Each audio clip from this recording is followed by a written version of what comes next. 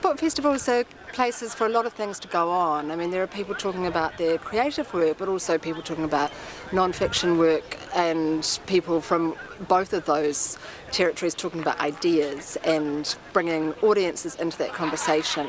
It's fantastic because what you have is a group of people who are interested in the material and who read books and who are interested in ideas and thoughts, and that's what happens at all these festivals. That's why people go to festivals. Any opportunity to kind of see how and where and how and why things work, and how the writer has thought about something, or how they come up with the idea for the book or the books that they've written, it's usually always fascinating. It's an opportunity to get up close with the people who've written them, and to have your own thoughts challenged or reinforced. I think at a place like Waiheke, you've got this inbuilt audience of people who are readers, and they're interested in all kinds of ways in which books intersect with the way we live our lives.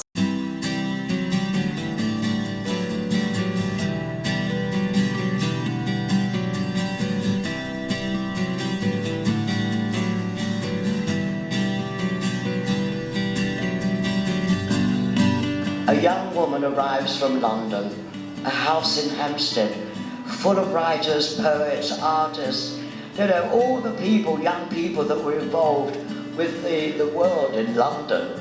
I longed for that warmth and the sharing of the ideas, and that's really why I started photographing creative people in New Zealand, because I knew they were there, but they weren't being recognised. A memoir is an incredibly difficult thing. I learned a lot about myself in the book. Of course I did. It's not just words in this book. Pictures or photographs, your photographs predominantly, but also photographs taken by others when you were younger and in Britain. He said, let's start, Marty, by looking at some of your photographs. And you tell me why you wanted to take that photograph, and tell me something about the photograph. So together we were looking at my photographs, and that's how the stories emerged. Behind every photograph, of course, there's always a story. And I thought that was rather brilliant then, to begin like that. Coast launched yesterday at the Waiheke Book Festival. Bruce Ainsley and Jane Usher have done this exquisite book on the New Zealand coastline and all its intimate stories, really. A lot of strange, sometimes outrageous tales of a coastline I don't think a lot of people have actually seen. Certainly we hadn't, but I thought I knew the coast pretty well.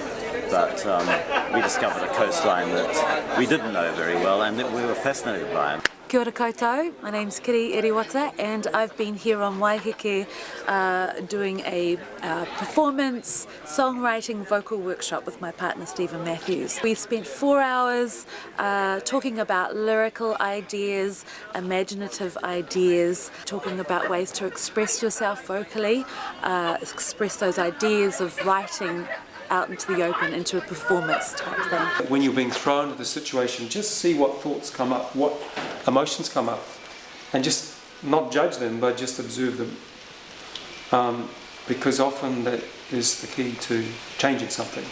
It was just a really enjoyable experience, I think, for these participants that were just wanting really to get some advice and tips on how to extend their capacity in writing, and I think that's possibly one thing that Waiheke Book Festival offers is something unique in the sense it's not just about writers, but it's about putting it out there as well. Don Savage of Gibson O'Connor has very generously allowed us to put poems on his fence. There's a box out here with some corflute and a donation box. Please, if you've got some wonderful words, write it on there. We'll put it up on the fence and it'll stay there for a good length of time. It's really nice being able to walk through the village there, past the new library, and read all these poems. Finlay MacDonald and I spoke about sort of state of New Zealand literature in general, which is actually really pretty healthy and wonderful right now.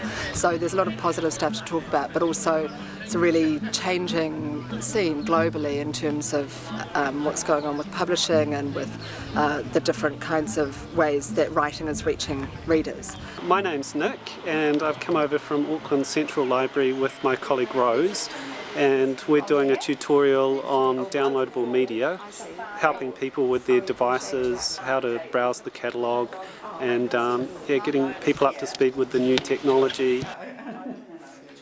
Zoe Meager from Auckland City Library, who's an author, won one of the festivals recently for short story writing.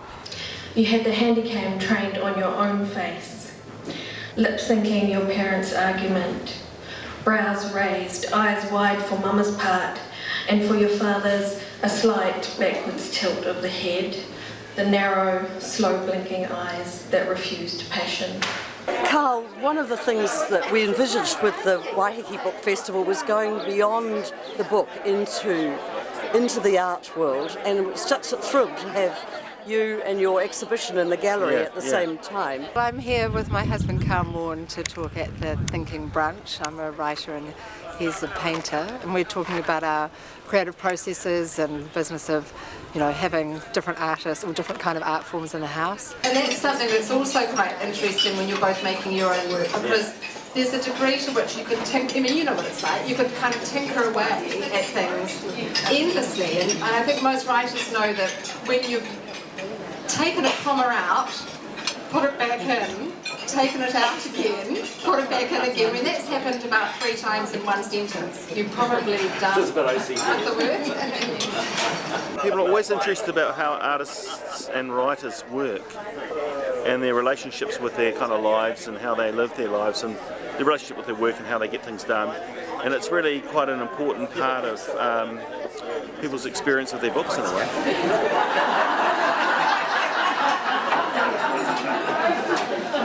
We also deal not just with literature but with film, which is another kind of literature. So what is good about that is that the nexus between film and literature hasn't really been explored normally in festivals. These are the headliners. I don't think I need to introduce them much. This is Viti Mihara, that's John Barnett, and I just mentioned 4 words: Whale Rider, White Lies. And they are going to have a conversation between the 2 of them, and we are all welcome to eavesdrop. So that's what it's going to be like.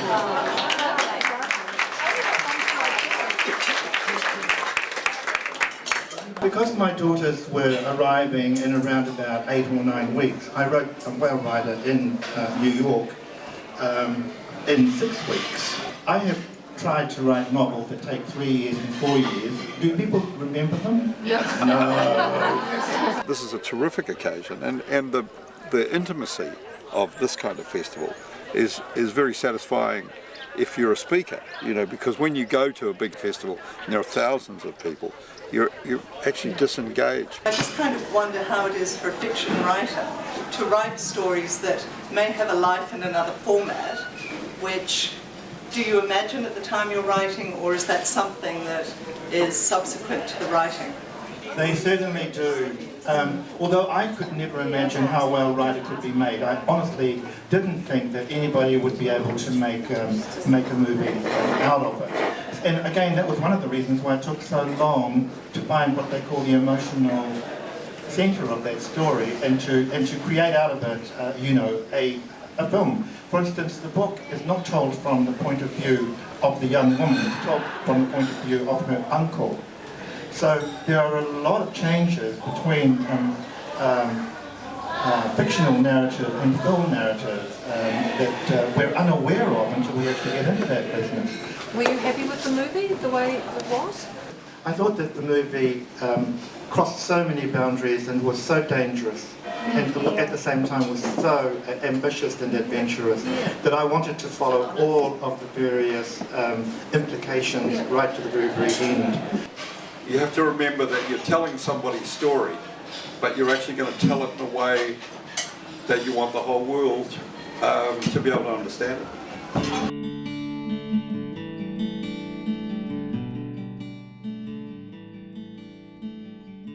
I'm really thrilled to see the rise of sort of what you might call regional book festivals in this country. No difference, is there, John, between international and national? We travel the world, don't we? And every festival, you can say that this one here is absolutely on a par with any others.